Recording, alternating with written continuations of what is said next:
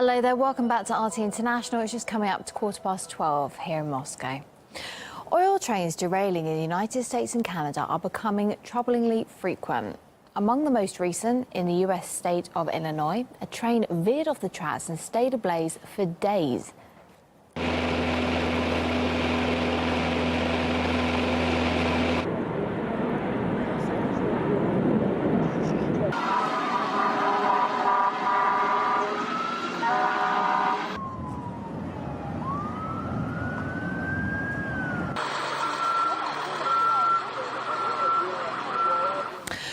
A notorious oil train explosion near Quebec in Canada in 2013 was one of the deadliest of late, killing 47 people.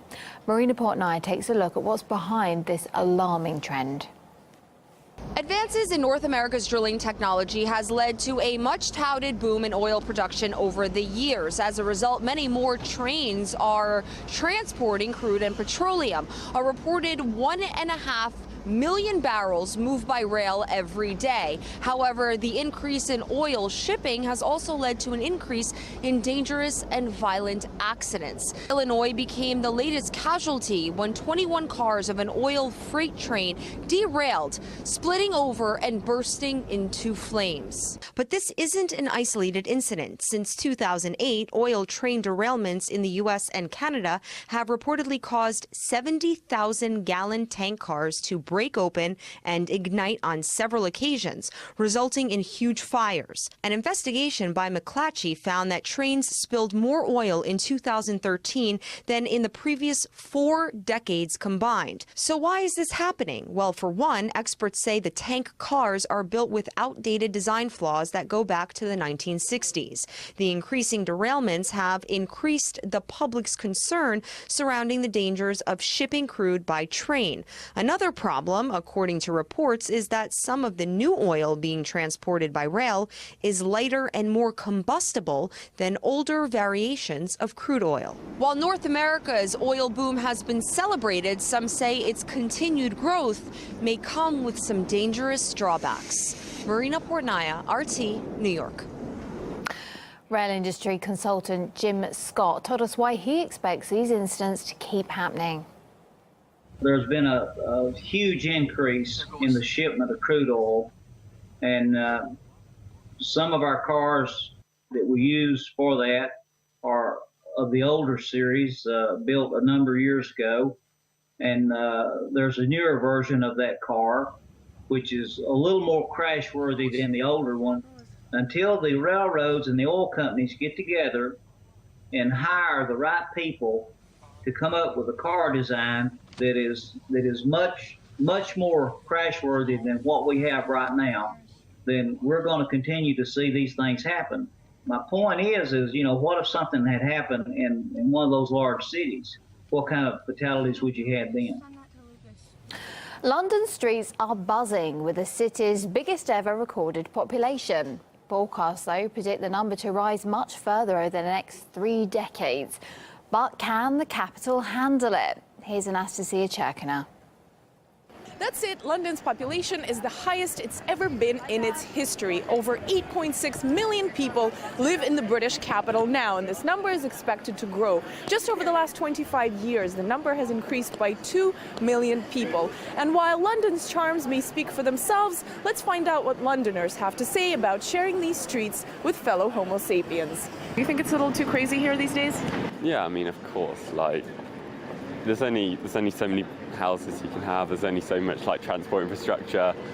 You get more and more people coming in here each day. Things just can't keep up. There's far too many people. The tubes are all overflowing. The buses are full. So yeah, from my perspective, numbers should go down, but I don't see that happening. Do you think too many people live here? Right. Well, look around. What do you think? I do think it's quite a few people, It's pretty crowded. Housing is an issue, and I think it's virtually impossible for people to find a house, particularly people on low income. So London's population is the highest it's ever been in its history. What do you think? Is that insane? Yeah, it is insane, but it's believable. It's the best city in the world, and everybody wants to come here. so everybody comes here.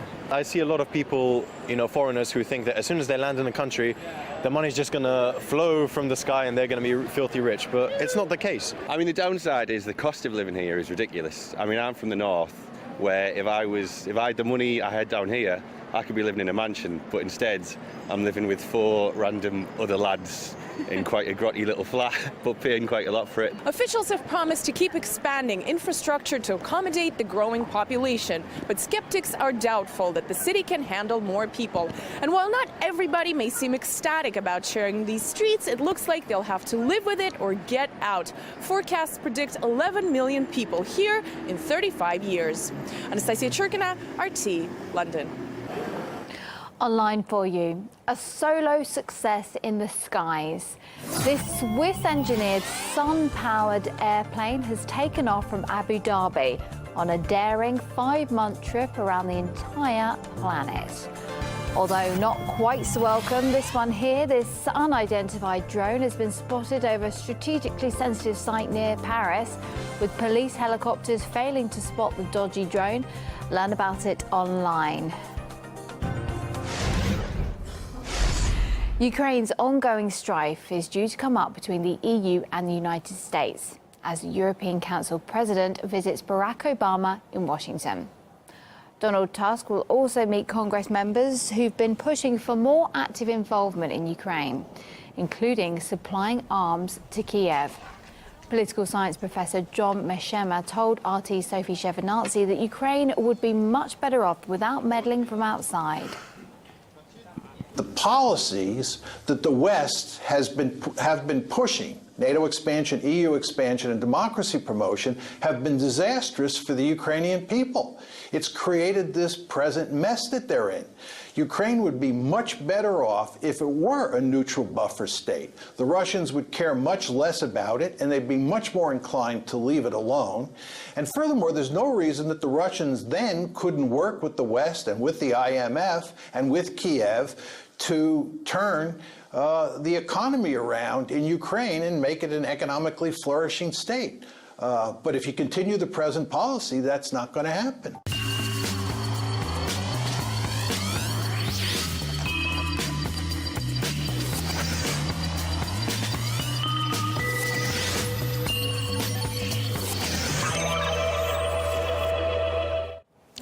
Forces from Niger and Chad have launched major ground and aerial offensive against the militant group Boko Haram in northern Nigeria. The fresh assault comes a day after the group pledged allegiance to Islamic State. It's not clear how many troops are involved in the offensive, but a local radio station said a convoy of more than 200 vehicles, including tanks and trucks equipped with machine guns, was moving towards the area at the weekend, and the airstrikes have already been carried out. A series of bomb attacks have hit the Egyptian city of Alexandria. One blast happened not far from a supermarket, killing a bus passenger and wounding 6 passers-by. 2 other separate buildings were bombed, targeted 2 police stations and injured 3 bystanders. Terror attacks have been frequent in Egypt since the military ousted the country's former Islamic president, Mohamed Morsi, in 2013. Greece's precarious economic crisis has gutted its healthcare system.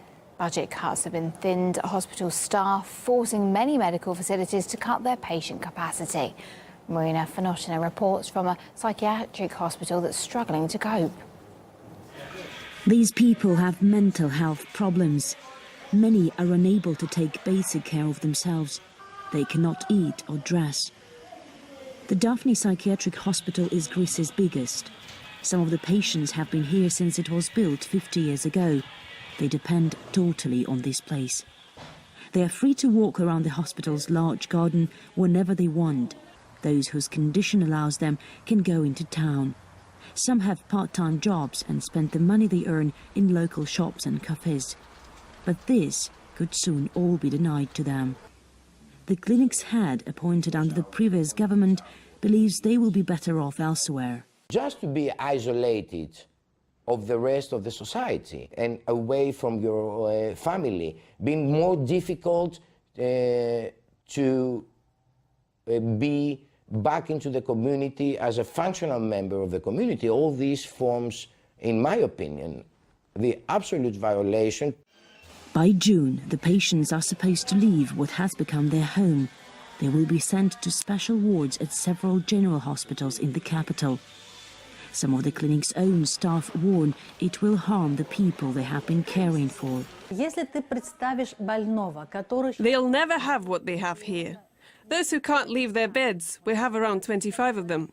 These organizations don't take them. They only want good patients. There are also those who committed crimes because of their illness. They simply cannot be in society.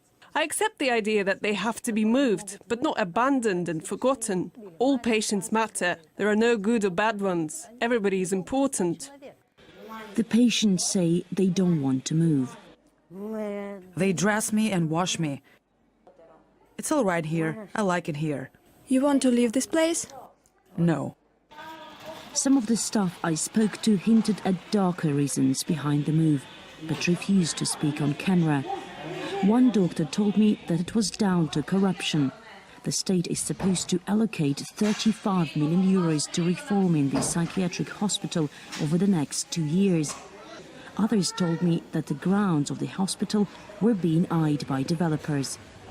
Whatever the truth behind the move, what is clear is that the life of these people will soon change, with no guarantee that it will be for the better. There are around 1,000 patients in this hospital, just over 100 of which are chronically ill, just like these two. Those behind the reform say they want to find a better place for them, but some are afraid that there is nowhere else for these people with special needs outside of these walls. Rifnoshna RT, reporting from Greece.